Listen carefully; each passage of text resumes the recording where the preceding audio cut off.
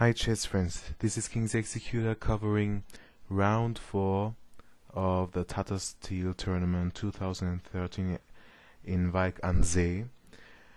And my game of the day will be Magnus Carlsen against Pentala Harikrishna. Of course, there were many interesting games in round 4. I guess the biggest fireworks were in Aronian against Anand, but this game is very well covered at Daniel King's chess channel. I think there's no point to cover it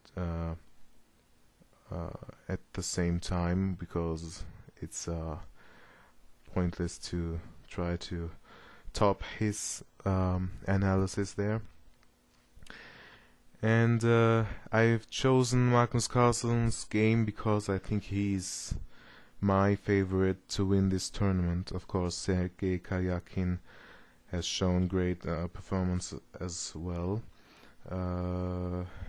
yet, and Karyakin won first place several times in this tournament, but Magnus Carlsen seems for me the old and young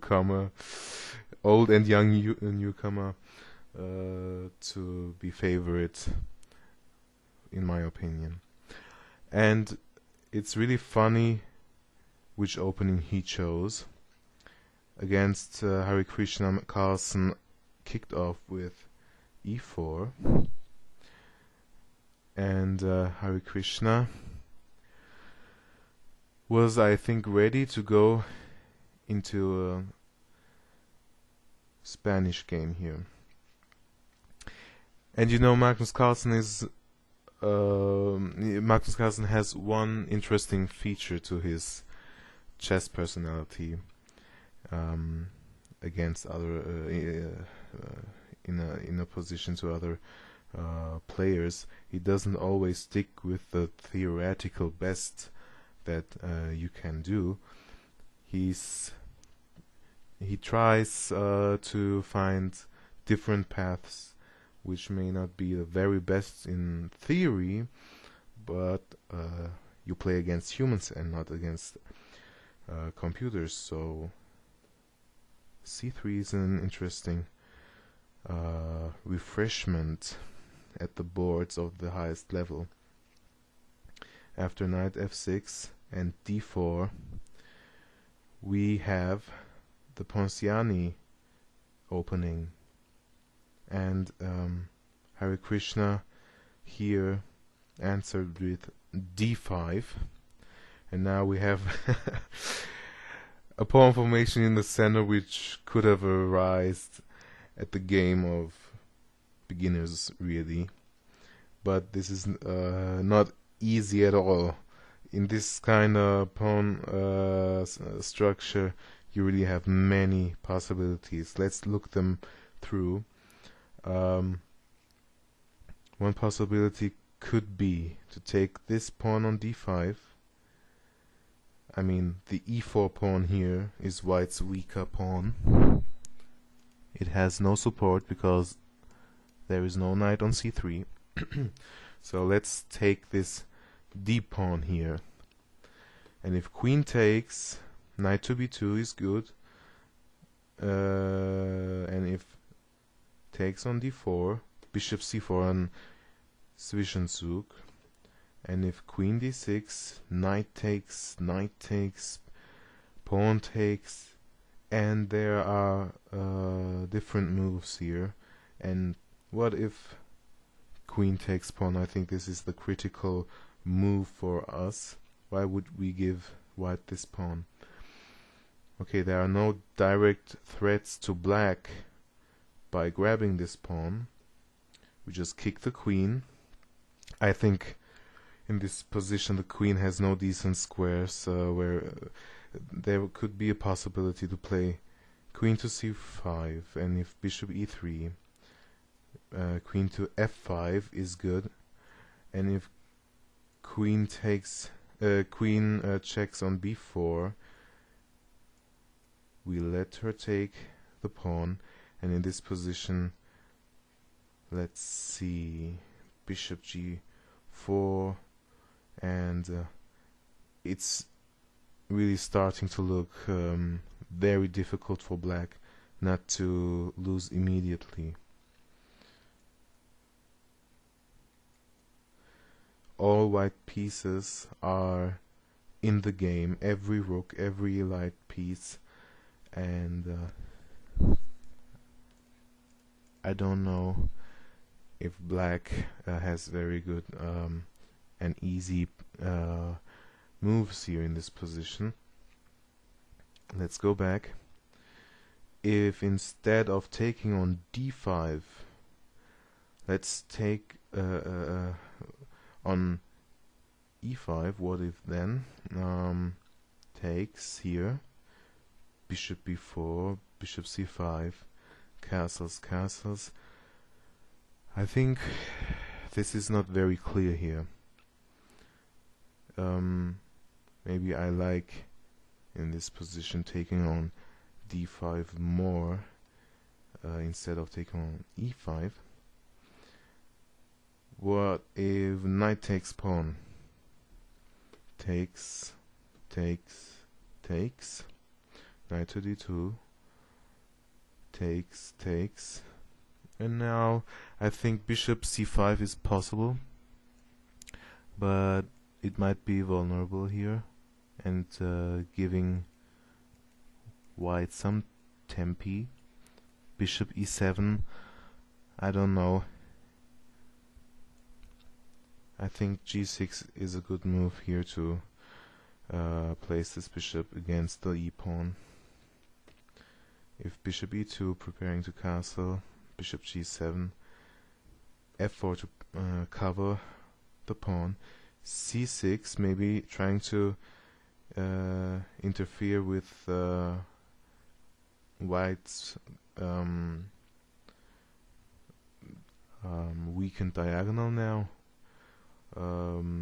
Bishop to f3 allows queen to f2 to protect, and if queen to e7, preparing f6 and castles, bishop e6. Yeah, this is an interesting position. This is the position of, I think, pawn levers, maybe at the right point.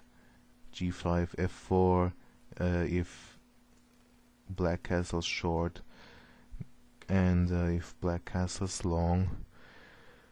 Well, maybe to prevent him, queen to f2 in this position is good, so this pawn has to be protected, and if castles short here, I think we can develop comfortably here, bring our rooks into the game. This is a nice position, I guess.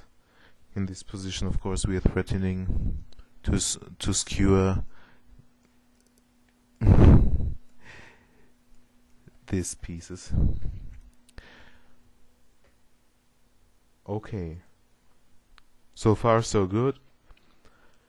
Carlsen went for more here.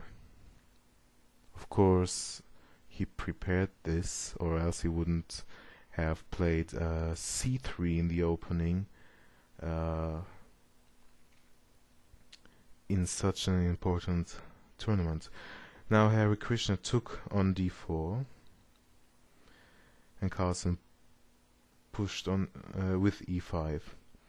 If he takes this, and black takes this pawn, queen to a4 seems like a good move. And you might think that white wins a pawn here.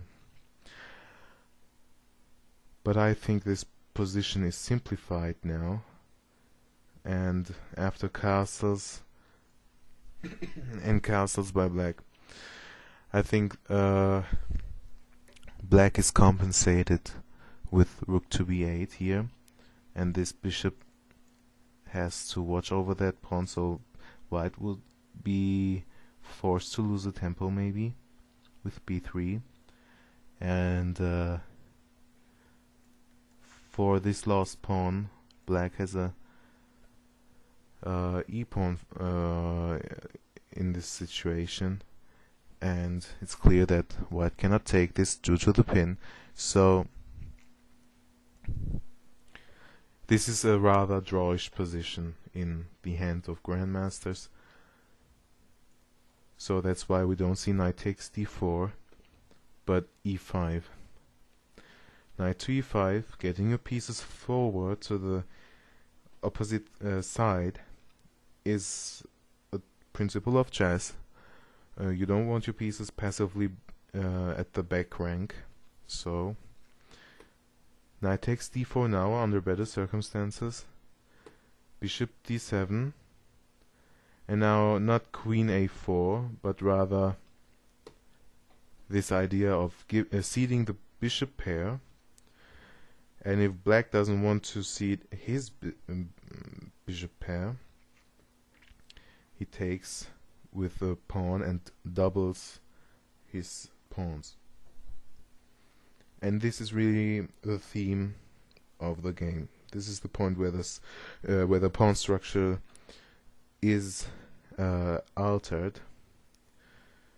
After castles and bishop e7, which was Pentala's move, maybe c5 looks tempting. Why not c5? I guess this pawn is weak now. Bishop e3 is threatened to attack this pawn, and pushing c4 would be really premature. That would give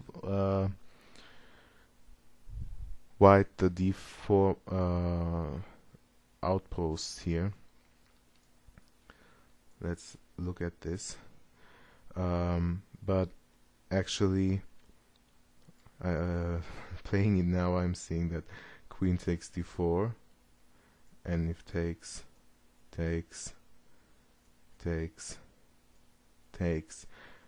and of course this should be even winning for black. So this is still the question what to do with the c5 pawn. If not c4, but if c6, trying to protect it with the queen, f3 to kick this knight, which is protecting c5 and is of course influencing white's camp too much. Knight to g5, and now c4 is a nice move.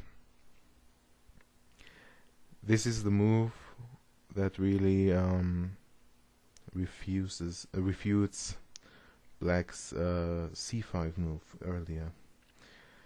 Well, if takes, I think this is clear that this pawn is going to be exchanged. After that, you have isolated double pawns.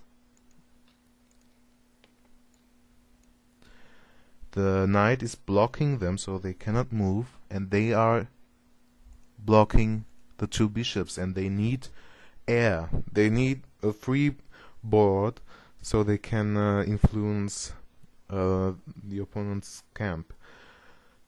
And this is of course not a nice position to play. So if not d takes c, what about d4? That loses right away to f4, and knight to e4 is not possible.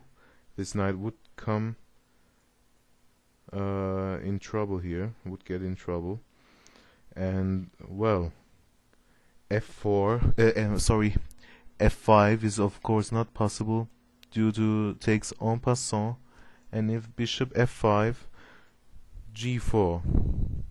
So this knight has to go to e6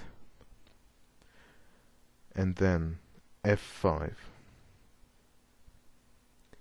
and e6, and black's position is opening up. The rook is already in the game. Black is threatened to lose a piece, and what to do here. Black is lost. This is the reason why in this position we don't see c5, but bishop e7,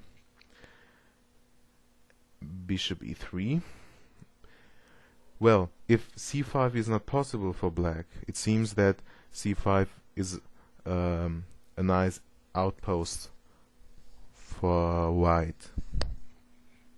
You can just see this knight. If it's not exchanged, it can really come here, or let's put it that way, this one that way, this one that way. Sorry. Okay. Let's keep it simple.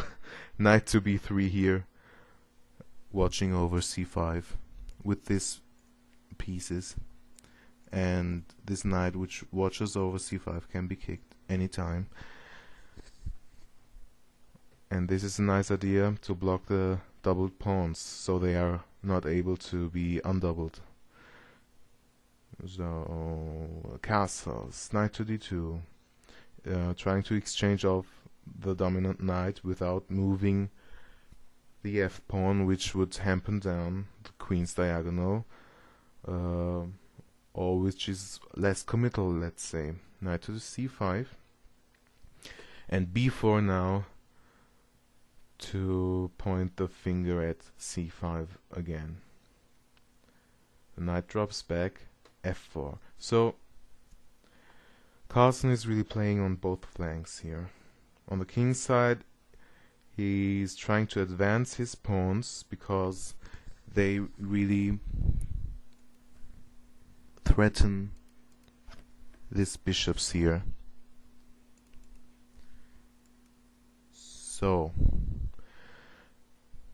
on the other hand, white is watching over c5,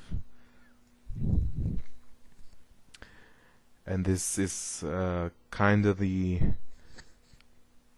idea of winning by creating at least two weaknesses on the opposite camp.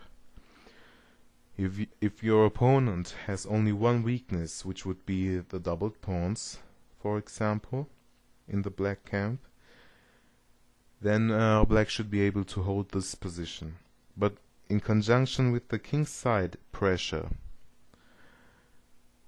well, I don't think that black is able to hold this, so he has to play accurately, so the king's side gets not, or that doesn't become the second weakness of the black camp. So black is really forced to play accurately here. a5 now to break the control of c5, but f5 now, a very good move.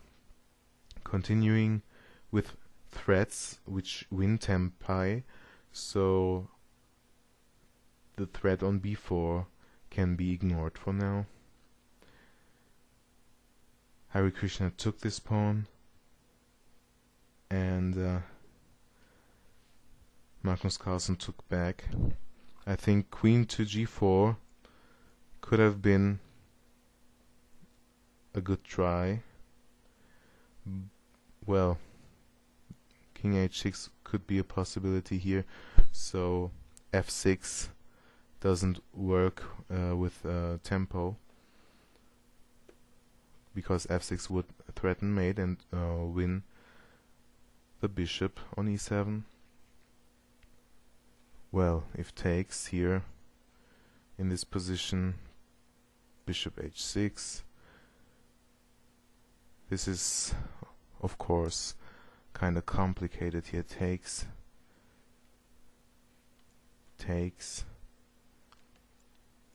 well, white has to go back, queen d6,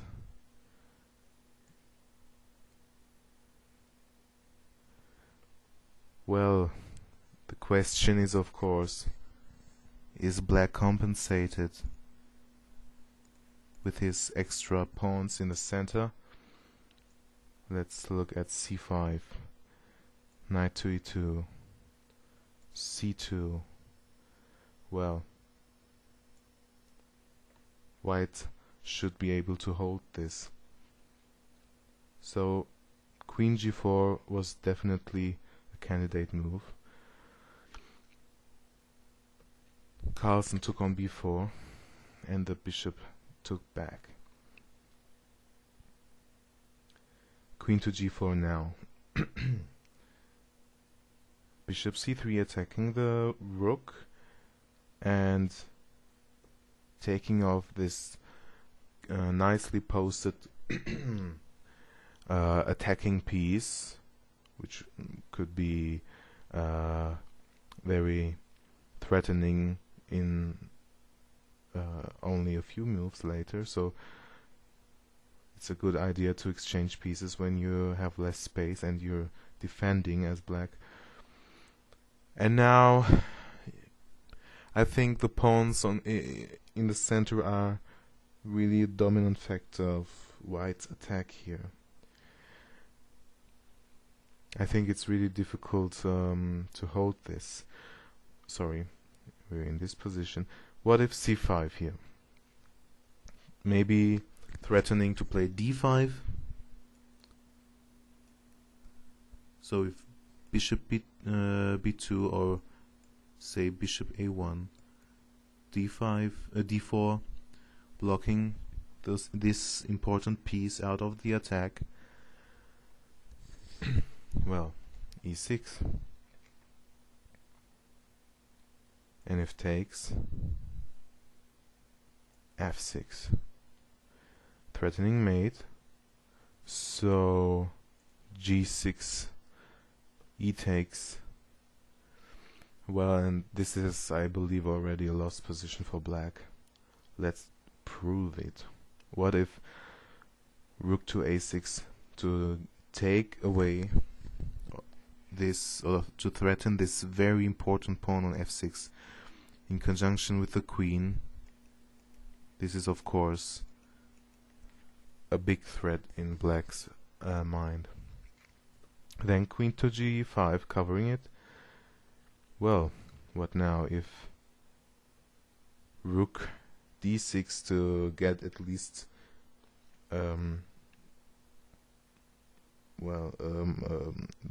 to cover d5, then rook to f4, h5, and now not queen to h6. This would only lose the pawn on f6. Rook b1 now. This is a miracle move. Now try to imagine that this rook is going to check the black king. Knight to c5, queen h6. If rook takes,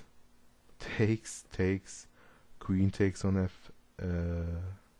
f8, king takes, and now this devastating check with queening, which is unstoppable. So let's go back to this position. What if h6 here? Trying to exchange pawns. Takes. Knight f3 to g5 now. Queen to d7. Knight to g5. Rook takes. Well, I think black has nothing better to play f6 here to cover g7 with the queen. Check. Takes. But now, of course, this is an easy win. King e7, rook f1. Very easy win. So in this position, c5 would lose to e6. Harikrishna took this pawn instead of playing c5. But e6 anyway.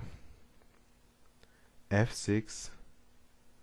Well, I guess it's a clear fact that mate is threatened, so it has to be blocked. And this d7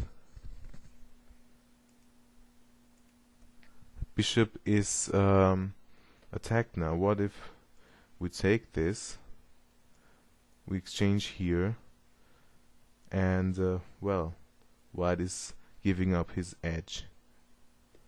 Okay, so we have to get our knight out of the attack. Bishop e8 now. Well, if bishop c8, this is clearly bad, so bishop e8, but now knight to c5, and this knight cannot be taken because the bishop would recapture and would win the rook because it has no squares. So knight to d6, queen to f3, queen to e7, rook f2. You see, black's pieces are really cramped and tipping on each other's toes, and white's idea is to exchange black's only real active piece, and black tries to keep it.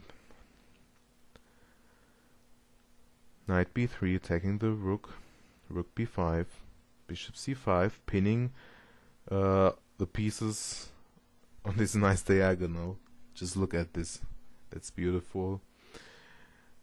Bishop h5, queen to c3, queen e8, and still this knight on d6 is pinned. Queen e3, queen a8, knight d4. Rook takes. Black doesn't see anything better to be able to move his knight and at the same time keep his rook flexible for some eventual pawn advances. Takes, but at the same time, of course, black in this line has the opportunity to fork the rooks and get his material back. Knight c6, knight f2, king takes, and black is hoping to get counterplay against white's king, and this king has to move up the board here. Rook e8, and h3, giving the white king some retreat squares. Queen a6, queen c3, bishop e2, and now the rook can take on d5. Bishop b5, knight to b4, queen at b7, and queen c5, bishop a4, rook d7. Well, this rook cannot be taken, of course. Takes, and rook has to go to e8, and now knight to c6 decoys the queen from covering d8. This is clearly winning. So this rook is immune. Queen to e4, and now white just takes on c7. h5, king h2, king h7, queen to f2. This move looks passive, but it doesn't only look passive, it lets the knight loose. So, but it's not just for the sake of losing the knight, but to really point the finger at g6. So rook g8 to cover that square. If queen takes b4, queen g3, rook e7, check, and now we get our material back and even this pawn, and white is 2 pawns up in this position, and this should be a win. So rook g8 was the move, and Carlsen could have tried to exchange queens here. I guess he thought this was worse to his move. He played knight to a6, but queen to f3 after check on e5, just g3, and this rook on c7 is immune to the threat of mate on h5. If the bishop covers h5, rook c4, threatening maybe rook h4 to attack the pawn, or with g4 afterwards. And if g6, knight to d3 attacking the queen, queen takes pawn, queen takes queen, and pawn takes queen. Knight to f4, really nice. The knight is threatening to centralize, and in conjunction with rook penetration on rank 7 or 8, due to according to black's answer here, is really strong. If black tries to cover at least one of these penetration squares, well, rook to c8 here, and if the rook moves back, knight attacks pawn on f6, king g6, well, in this position we get even our pawn back. So queen f3 was the best move objectively. Knight a6 was Carlsen's choice, and this should be an opportunity for black really to play bishop b5, with the idea of checking. Queen has to go to g3 now, covering c7, and if black takes the pawn and white plays e7, bishop e8. And if knight to b7, threatening this fork, g5, knight d6. If knight d6 now, well, simply here, and this should be a better try than the game continuation. And if white plays a little bit differently here with this maneuver, if exchanges, king g6, knight d6, bishop a4, and this is the point.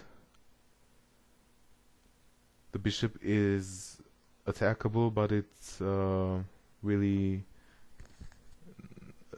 not able to being forced to exchange, because it has too many squares, and that would protect the queening square. So this is why bishop b5 would be the best try here for black to hold on. Instead, Harikrishna played his bishop back, rook to c5, queen d3, knight b4, attacking the queen, check, check, and now again exchanging off black's active or most active piece is a good idea. So queen d6, knight to d5, centralizing the pieces, rook f8, queen d4, again centralizing and threatening knight takes f6 with check, winning the queen. So king h8, but after rook c8 and bishop c6, well, it's already a lost position, and in this position you can try to find the winning move here if you want to pause the video. And after playing knight to c6, Harikrishna saw this winning move and resigned. The move would be knight takes f6 without check, but if queen takes, rook takes on f8, mate. Well, the rook is pinned. This is lost. So black loses his queen or gets mated. And this is a really sharp game on round 4, and this could only arise with the help of well, playing on unbeaten tracks. Of course, this opening is not as strong as the other standard openings grandmasters prefer, but you see how it works in a practical sense. And having a nice theme here of this doubled pawns, the control of c5 and the kingside pressure, you see that Carlsen managed to pressurize his opponent, so he finally had to crack and lose the game. And this was a nice practical decision by Carlsen, and this is the way to win games. And this is the reason why I play offside, or rather unpopular openings as well, which are good. And this is why I have my channel for you, introducing to you the nice openings such as the Dutch Leningrad, or the same setup with white, which would be the bird Leningrad. The Alekhines defense for black, and really these openings are the one to try to win games with both sides. And as you saw, this was Magnus Carlsen's attempt as well, which worked a treat in this game. And the scoring is now that Magnus Carlsen in round 4 of the tournament has 3 points together with Anand and Kayakin. 2 points have Nakamura, Caruana, Leiko and Harikrishna, Vanweli and Wang. And to me, Magnus Carlsen is really the favorite to win this tournament. So I hope you enjoyed this long video, and I hope you got something out of it. Please comment, and foremostly please subscribe, and keep following my opening videos as well. Thanks very much.